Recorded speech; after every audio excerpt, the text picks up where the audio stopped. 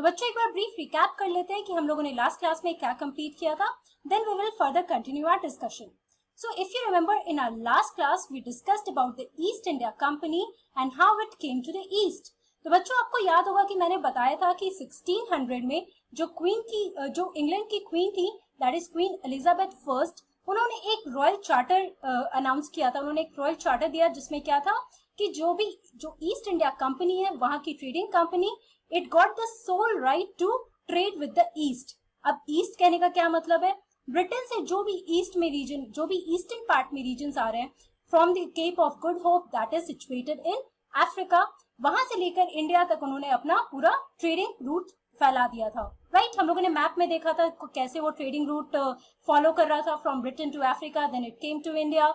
और इंडिया में मद्रास, बॉम्बे, बंगाल, हम लोगों ने मेजर रीजन्स भी देखे थे, है ना. उसके बाद हमने देखा कि डिस्पाइट द फैक्ट कि एक रॉयल चार्टर इन्होंने पास किया था, but there were many other European companies, trading companies that came here in India and established their port. और उसमें कौन कौन थे? तो पोर्टुगीज, डच, फ्रेंच. लेकिन फाइनली सबसे विक्टोरियस पावर कौन इमर्ज हुआ था? हमारा East India company, that is the British East India company. And now let us discuss that how this trade it led to the battles. Okay, so through the early 18th century, the conflict between the company and the Nawabs of Bengal intensified. तो बच्चों company जैसे ही उन्होंने establish किया था, हम लोगों ने ये भी देखा था कि रिवर हुगली के पास इन्होंने अपना फर्स्ट इंग्लिश फैक्ट्री 1651 में स्टैब्लिश किया था. राइट, तो कंपनी और नवाब्स, जो बंगाल के नवाब्स हुआ करते थे, जितने भी रीजनल किंगडम्स उस टाइम पे इमर्ज हो रहे थे 18th सेंचुरी में, कहने का क्या मतलब है? फ्रॉम 1700. राइट, तो ईयर 1700 से जो भी आपके नवाब्स बंगाल या फिर डिफरेंट रीजन्स में, लेट्स से अवध में या फिर हैदराबाद में निजाम्स होते थे, तो जहां जहां जैसे मुगल एम्पायर डिसइंटीग्रेट किया, मुगल एम्पायर धीरे धीरे गिरना शुरू किया, so these nawabs they got their power. Okay, वो लोग बहुत ज्यादा पावरफुल हो गए थे और बहुत ज्यादा पॉलिटिकल एडमिनिस्ट्रेशन को वो लोगों ने संभालना शुरू कर दिया था. So after the death of Aurangzeb, the Bengal nawabs asserted their power and autonomy. जैसे मैंने बोला कि औरंगजेब के डेथ के बाद यहाँ पे बंगाल नवाब्स जो थे, उन्होंने अपना पावर असर्ट करना शुरू किया बंगाल में, and also they got their autonomy, their freedom, और फाइनली वो बहुत ज्यादा पावरफुल होने लगे थे इस रीजन में. When British they established their company here, they established their trading ports. Okay, so let us see who were these Bengal nawabs. अगर हम नवाब्स की बात कर रहे हैं तो सबसे पहला नाम जो है वो हमारा Murshid Quli Jafar Khan, and he was followed by Ali Vardi Khan जो उनके सन थे, और तीसरे जो हमारे थे वो थे Siraj ud Daulah. Okay, now this is the picture of Siraj ud Daulah. So Murshid Quli Khan was followed by Ali Vardi Khan and then Siraj ud Daulah as the nawab of Bengal. तो आपको ये तीनों नाम याद रखने होंगे. ये तीनों बहुत ही पावरफुल और स्ट्रॉन्ग रूलर थे बंगाल के, and they were the nawabs of Bengal. Each of them was a strong ruler. Okay, सबसे पहले नवाब हमारे मुर्शिद कुली जफर खान या मुर्शिद कुली खान. ओके, तो बच्चों अब हम देखते हैं कि जैसे जैसे इन्होंने ट्रेड अपना एस्टैब्लिश किया, क्योंकि इनका मेन मोटिव तो शुरुआत में ट्रेडिंग करना था कंपनी का, राइट.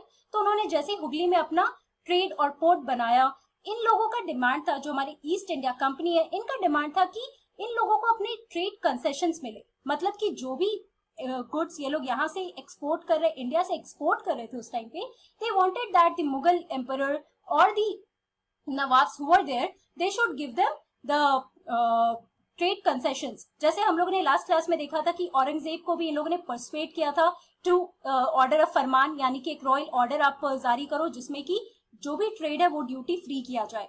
तो ये चीज जो थी इनकी डिमांड, ये रेगुलरली ये नवाब से भी कर रहे थे. But what happened, the nawabs refused to grant the company concessions, demanded large tributes for the company's rights to trade and stopped it from extending its fortifications. तो जैसे जैसे ये लोग यहाँ पे ट्रेड स्टैब्लिश कर रहे थे, ईस्ट इंडिया कंपनी अपनी ट्रेड स्टैब्लिश कर रही थी बच्चों, वैसे वैसे ये लोग फोर्ट्स बना रहे थे.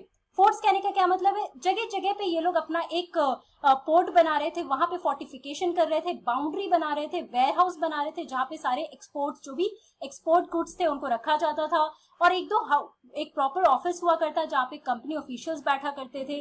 तो बेसिकली इन लोगों ने क्या किया कि जो हमारे नवाब्स थे उन्होंने मना कर दिया किया कि आपको कोई भी कंपनी को कोई भी कंसेशन नहीं दिया जाएगा ट्रेड में, और उल्टा उन लोगों से ट्रिब्यूट भी मांगा जा रहा था for their right to trade in India.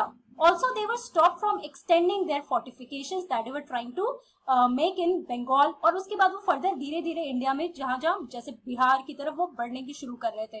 But अब क्या हुआ? The company on its part declared that the unjust demands of the local officials were ruining the trade of the company.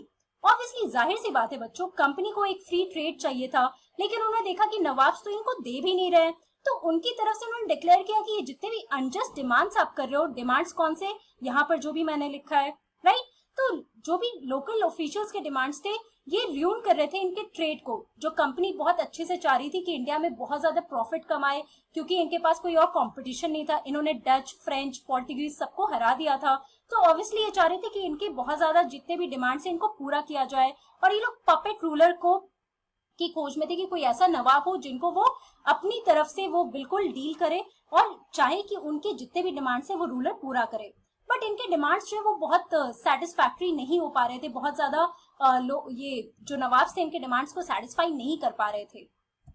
सो अब क्या हुआ? जितने भी ये सारे डिमांड्स थे अब तो नवाब रिफ्यूज कर रहे हैं और कंपनी को ये चीज पसंद भी नहीं आ रही है, तो ऑब्वियसली इसमें लड़ाई तो होनी थी. तो this is one of the major battle that was fought in modern Indian history. ये सबसे पहला बैटल था. इसके पहले जो ब्रिटिश यहाँ पर आए थे तो उन्होंने कोई बैटल नहीं लड़ी थी, but this was the most important battle, that is the battle of Plassey. Now let us talk about the battle of Plassey. After Sirajuddaulah became Nawab in 1756, he captured the company's fort with failed negotiations. Now let me tell you, एक story की तरह समझते हैं कि जैसे अली वर्दी खान, अभी मैंने आपको नवाब्स के बारे में बताया है ना, मुर्शिद कुली खान के बाद अली वर्दी खान आया, अली वर्दी खान के बाद सिराजुद्दौला आया. तो after the death of Ali Vardi Khan, Siraj-ud-Daulah became the Nawab of Bengal in 1756. लेकिन इन लोगों के बीच, नवाब और कंपनी के बीच बहुत नेगोशिएशंस हो रहे थे अबाउट द कंसेशंस जो कंपनी को मिलनी चाहिए इन देयर ट्रेड. लेकिन ये सारे नेगोशिएशंस फेल हो गए और फाइनली सिराजुद्दौला तंग आकर ही finally captured the English forts. तो बंगाल में जितने भी इंग्लिश फोर्ट्स थे इन्होंने ऑलमोस्ट 30,000 सोल्जर ले गए और वहां पे जितने भी ब्रिटिश आर्मी थी उनके सारे आर्म्स को ले लिया, उनके सारे गुड्स को कैप्चर कर लिया, उनके फोर्ट्स को कैप्चर कर लिया. Now this was the start of the Battle of Plassey. Now, on hearing the news of the fall of Calcutta, company officials in Madras sent forces under the command of Robert Clive, reinforced by naval fleets. तो बच्चों अब क्या हुआ? अब company को जब ये पता चला कि ये इन लोगों ने कैप्चर कर लिया है पूरे कैलकटा में इनके सारे इंग्लिश फोर्ट्स को, तो उनको काफी गुस्सा आया. तो कंपनी ने मद्रास से, हम लोगों ने देखा था जो हम लोग मैप देख रहे थे उसमें बंगाल, मद्रास और बॉम्बे तीन रीजन इंपॉर्टेंट थे. तो मद्रास में भी कंपनी का अपना एक पोर्ट था वहां पे, ओके, उनकी अपनी ट्रेडिंग पोर्ट थी. तो वहां से उन्होंने Robert Clive, now this is again important name, Robert Clive वहां पे गवर्नर हुआ करते थे, right, he was there one as a company official. तो उनके कमांड के अंदर इन्होंने बहुत सारे सोल्जर्स के साथ पलासी में फाइनली इन लोगों ने अपने ट्रूप को भेजा कि जाकर सिराजुद्दौला से बात करो, अगर बात ना हो पाए तो फिर फाइनली बैटल हुआ. ओके, तो सारे नेगोशिएशंस फेल हो गए. ये 1757 में फाइनली क्या होता है अब देखते हैं. So finally in 1757 Robert Clive led the company's army against Sirajuddaula at Plassey. तो बच्चों ये है हमारा बैटल ऑफ प्लासी, जो शुरुआत हुआ कैसे कि सिराजुद्दौला ने कंपनी के जितने भी फोर्ट्स थे, जो भी फोर्ट्स के पास लोकेटेड थे, इन्होंने सब कुछ कैप्चर कर लिया था अपने सोल्जर्स के साथ. अब रॉबर्ट क्लाइव अपनी आर्मी के साथ मद्रास से कैलकटा मार्च करते हैं और वहां पे सारे नेगोशिएशंस फेल हो जाते हैं. तो finally battle of Plassey takes place in 1757 between Sirajuddaula and Robert Clive. Okay, अब याद रखो 2-3 points. Battle of Plassey happened in Plassey when in 1757 between Sirajuddaula and Robert Clive. ये 3-4 पॉइंट्स काफी इंपॉर्टेंट है. अब देखते हैं कि कैसे ये बैटल कौन जीतता है और कौन हारता है. So it was obviously very true कि वहां पे सिराजुद्दौला के जो सोल्जर्स थे बहुत ज्यादा इफिशिएंट नहीं थे. रॉबर्ट क्लाइव बहुत लार्ज मार्जिन में उन्होंने अपने सोल्जर्स के साथ वो लोग आए थे. This is the battle ground, this is a portrait of a battle ground of the battle of Plassey here. ठीक है बच्चों, यहाँ पे आप देख रहे हो सब लोग काफी ज्यादा फोर्सेस के साथ आकर एक दूसरे से आपस में लड़ाई कर रहे थे to have their own power, to show their own authority in that place. तो finally Mir Jafar, one of the Sirajuddin's commander did not fight in the battle and they were defeated. अब इस battle में हारा कौन? तो सिराजुद्दीन जो सिराजुद्दौला थे, he was defeated in the battle of Plassey. क्यों? क्योंकि मीर जाफर जो था बच्चों, ये इनका कमांडर था सिराजुद्दौला का. बट व्हाट हैपेंड कि मीर जाफर को रॉबर्ट क्लाइव ने अपने एक पार्ट में कर लिया था. क्यों? ताकि वो उनको अपना एक उन्होंने प्रॉमिस किया कि मैं आपको नवाब बनाऊंगा अगर आप मेरा हेल्प करोगे इस बैटल में. तो finally in this battle Sirajuddaula was defeated, Robert Clive was won the battle और मीर जाफर को नेक्स्ट नवाब बना दिया गया after Sirajuddaula. So Battle of Plassey became famous because it was the first major victory the company won in India. ठीक है, पहली victory थी जो कंपनी ने इंडिया में इन्होंने जीता. This is why this Battle of Plassey becomes very important for us. After the defeat at Plassey, Sirajuddaulah was assassinated and Mir Jafar made the Nawab. Okay, Mir Jafar को नवाब बना दिया गया.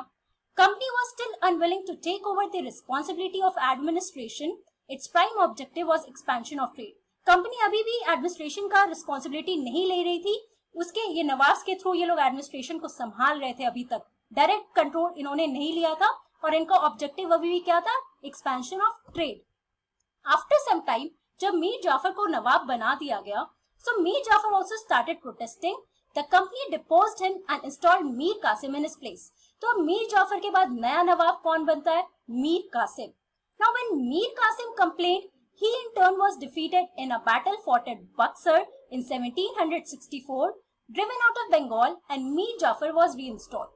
तो उसके बाद फिर मीर जाफर आए. मीर जाफर ने कंप्लेन करना शुरू किया कंपनी से. तो फाइनली मीर कासिम आए. मीर कासिम को फाइनली उन्होंने भी कंप्लेन करना शुरू किया. तो एक बैटल ऑफ बक्सर होता है. That takes place in Buxar, that is located in Bihar.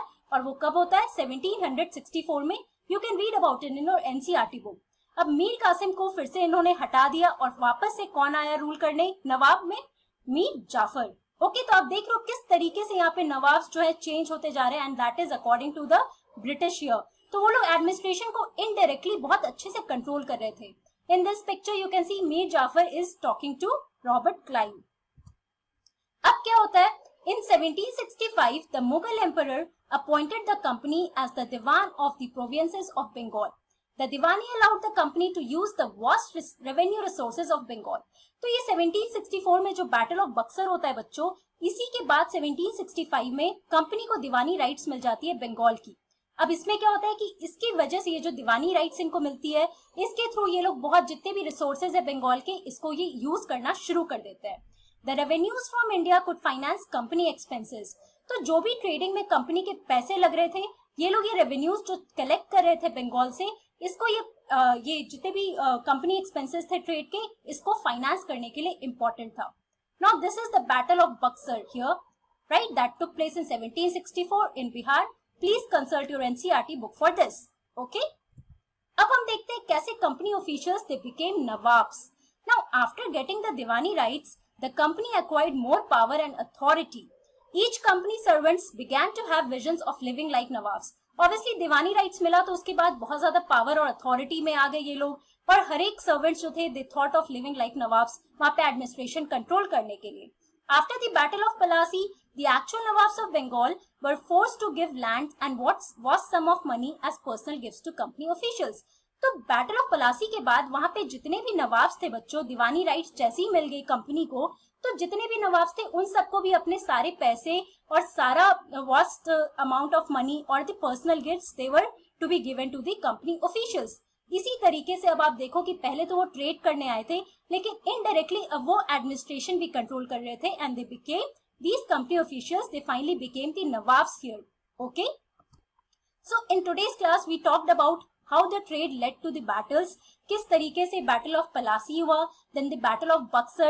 Battle of Plassey took place in 1757 and Battle of Buxar took place in 1764 in Bihar and the Buxar is located in Bihar. Okay, तो आप ये दोनों battles को NCERT book से पढ़ना अच्छे से, मैंने शॉर्ट में आपको बताया है.